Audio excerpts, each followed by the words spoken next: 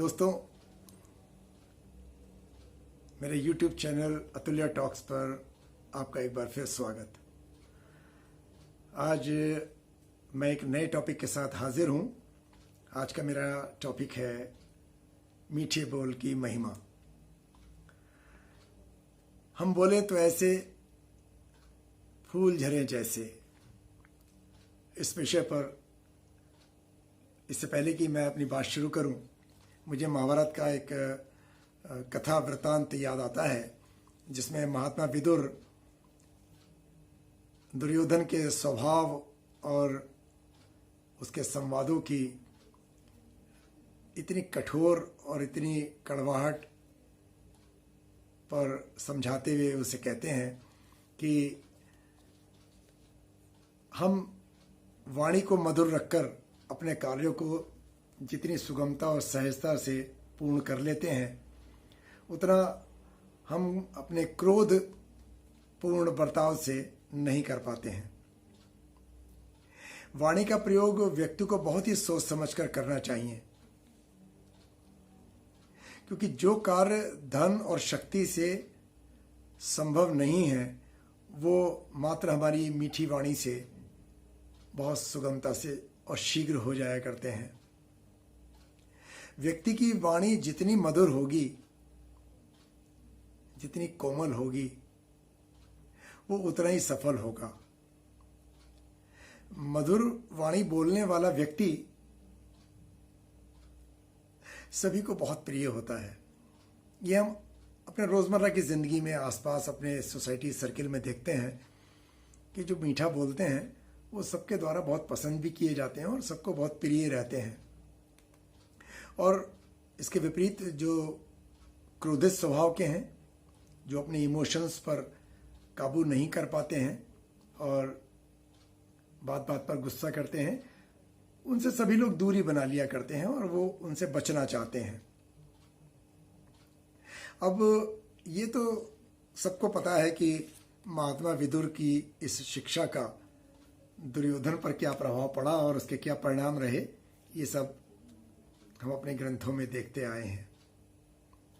परंतु एक बात तो निश्चित है कि मधुर वाणी बोलने वाले के मुकाबले में जो क्रोध और थोड़ी खराब वाणी का प्रयोग करते हैं, उनको लोग कम पसंद करते हैं। उनकी जिंदगी में सफलताएं आती हैं, देर से आती हैं। और सच तो यही है कि मधुर वाणी और विनम्रता ये एक आदमी का आभूषण है, उसकी डेकोरेशन है। एक अच्छी वाणी का प्रयोग करने वाला व्यक्ति सबको बहुत प्रिय और बहुत सुंदर लगता ही है। अब ये कई बार हमारे घर और दफ्तर में हम देखते हैं कि कुछ अप्रिय बातों से या अप्रिय वाद संवाद के अंदाज से हम असहज हो जाते हैं, और क्रोध आना एक बड़ा स्वाभाविक सी प्रक्रिया है कि हम अपनी प्रतिक्रियाओं में हम क्रोध प्रदर्शित कर रिश्तों को ही नहीं, स्थितियों को ही नहीं, संबंधों को ही नहीं, हम अपने स्वास्थ्य पर भी प्रतिकूल प्रभाव डालते हैं। तो जो व्यक्ति गुस्सा करता है, निसंदेह उसका स्वास्थ्य एक खुशदिल आदमी से ज़्यादा खराब रह सकता है, और इससे हमारे और दूसरे के बीच के संबंध तो खराब होते ही हैं, हार्मोनी तो बिगड़ती ही है। और इसी से लगी एक दूसरी चीज़ कि हमारी सफलता भी इससे बहुत प्रभावित होती है।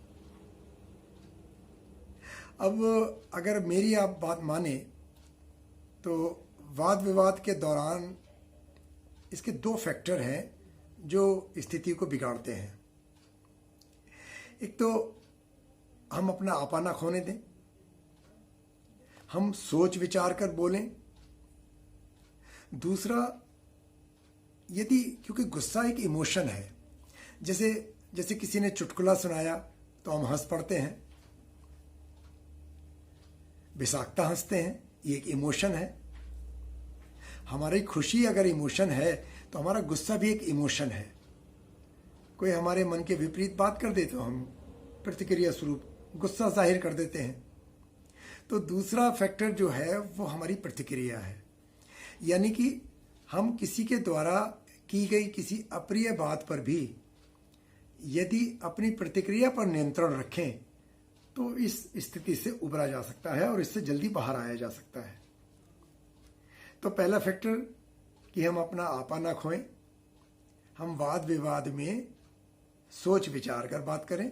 और दूसरा फैक्टर कि यदि हमें कोई अप्रिय बात सुनने को भी मिलती है तो हम उस पर इमीडिएट रिएक्शंस यानी तुरंत प्रतिक्रिया ना दें। तो दोनों एक दूसरे की कॉम्प्लीमेंट हैं। सोच समझ करके बोलेंगे, आपा नहीं खोएंगे। आपा नहीं खोएंगे तो हमारा नियंत्रण हमारी इमोशंस पर रहेगा। गुस्सा आएगा, जाहिर है कि हमारे चेहरे से वो प्रदर्शित हो जाए, लेकिन हमारे अगर शब्दों से वो प्रदर्शित नहीं हो रहा है तो भी स्थिति को टाला जा सकता है। अब इसमें यह भी नहीं है कि हम अपनी राय या हम अपना मत, हम अपनी ओपिनियन ही किसी के सामने ना रखें। कि किसी ने अगर कोई गलत बात कही और हम उसे टालने की नियत से उसको बाइकआउट ही कर दें, हम उससे बात ही ना करें, ये भी एक दूसरा अच्छा तरीका नहीं है। तो अच्छा तरीका ये है कि हम अपनी प्रतिक्रियाओं को बहुत नियंत्रित तरीके से सामने दूसरे के पास रखें। अब शांति और समझदारी ये हमारी अर्जित की हुई कमाई है। हमारी समझदारी से शांति उपजती है और शांति से समन्वय और प्रेम बढ़ता है। दोस्तों, तो आज से ही ये कोशिश करेंगे कि जब भी हम लोगों से बात करेंगे तो लगेगा जैसे फूल झड़ रहे हैं। आपको मेरा ये संदेश कितना अपील करता है और कितना आप प्रयत्न करते हैं कि आप अपनी वाणी पर, अपनी इमोशंस पर नियंत्रण करते हुए सोच विचार कर बात करने के लिए उद्यत होते हैं। आप नीचे कमेंट बॉक्स में अपनी प्रतिक्रिया मुझे दें। आप बेल आइकन पर प्रेस कर मुझे सब्सक्राइब करें यदि अब आपने अभी तक नहीं किया है तो, ताकि आपके पास नोटिफिकेशन आते रहेंगे और हम इसी तरह से एक दूसरे के साथ संवादों से जुड़े रहेंगे। तब तक मैं आपके लिए कोई नया टॉपिक सोच कर रखता हूँ। Thank you, bye bye.